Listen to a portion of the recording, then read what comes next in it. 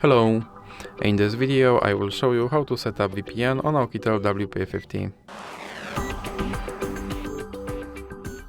So you have to start by opening your Google Play Store, then click on search bar and type in Turbo VPN and click search. Now select this application and click install.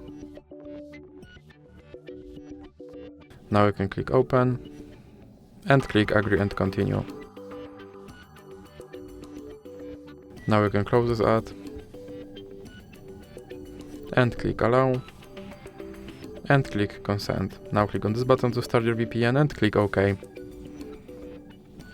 Now you can close this ad, and as you can see I'm connected to VPN in Canada. So that's it for this video. If you liked it, please remember to leave like and subscribe.